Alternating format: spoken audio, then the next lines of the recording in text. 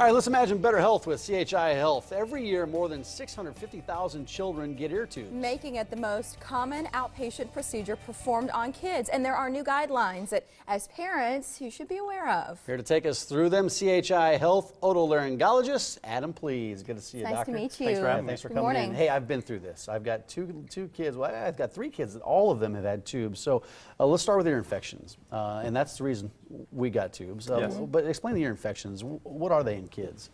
So for kids, and a lot of kids get ear infection, just like you talked about, and you've been through that with your own children. At least, most kids have had 1 infection by the age of 3. Actually, about 40% of kids have had over 3 infections by the age of 6. And what it is fluid develops behind the eardrum in the middle ear space, and that fluid can secondarily get infected, which then leads to fever.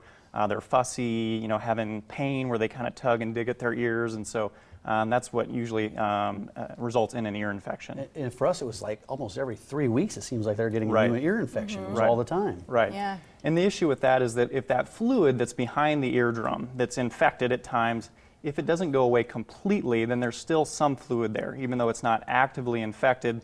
And if that fluid sits behind the eardrum and doesn't completely go away, then it's just a nidus for another infection, and those are the kids that really, just get infection after infection, just like your kids went through. So what is it about ear tubes that solve the problem?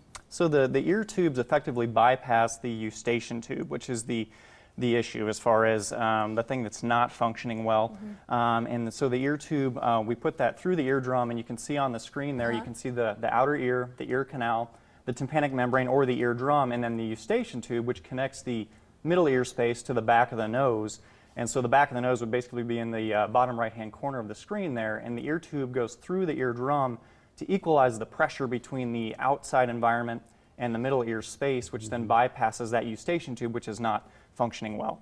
That makes a lot of sense. And these tubes they're extremely small. They're very small. After a while, they fall out, and I saw them. Yes. They're very tiny. Look, and you can see the size of that compared to a dime. Right, exactly. So they're very small tubes. Usually, the body will just kind of push those out on their own as the child grows, and their eustachian tube functions a little bit better. The arrows on the second diagram there, the part B, shows air getting in through the tube and filling the middle ear space, and then obviously that's what is helping the issue with the eustachian tube, which is marked by that red X in the bottom right-hand corner there. So the procedure itself, it's an outpatient procedure. It is. What yes. does it entail? So it's a general anesthetic.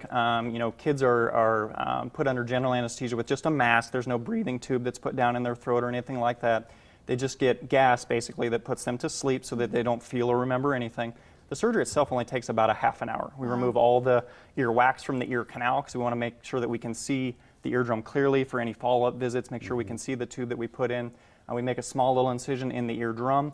If there's fluid at the time, which there often is, we try to remove as much of that fluid as we can with suction, and sometimes even using some saline to kind of irrigate the ear out to kind of give them a head start. And then that tube goes in there to equalize the pressure. Part of it's behind the eardrum, part of it's outside the eardrum, with the eardrum kind of split in the middle, but there's a little shaft that connects the 2 ends of the ear tube, and that's what really equalizes the pressure between the inside and the outside. After a series of conversations with our doctors, and after a series of ear infections, we made a decision. There comes a point where you decide that you want to have tubes put in. So what are the current guidelines about when kids should undergo the ear tube placement? Right. So within the last few years, there wasn't real strict guidelines on when tubes should be put in. Before, it was oftentimes based just on numbers of infections. It's really more those kids that just cannot get rid of that fluid behind the eardrum, and that's when ENTs, pediatricians, audiologists, speech and language folks all kind of put their heads together and came up with the new guidelines that really have found that the kids that do the best or benefit the most from having tubes put in are not necessarily the kids that have recurrent infections, and certainly some of them do. It's the kids that cannot clear that fluid from behind the eardrum, and those are the ones that are just on antibiotic after antibiotic because the fluid never completely goes away. As parents, you hate to see your kids suffer. Absolutely. Well, not only that, but you don't want them to be on antibiotics for too long. Forever. Absolutely. Yeah, that's no solution. Yep. Let's show you where to find Dr. Adam Pleas with CHI Health, Lakeside Plaza, and then online it's chihealth.com/ a lot of words and dashes. So we'll link you back to our website, or maybe if you've got a pen at home, you can jot it down or at least get the number.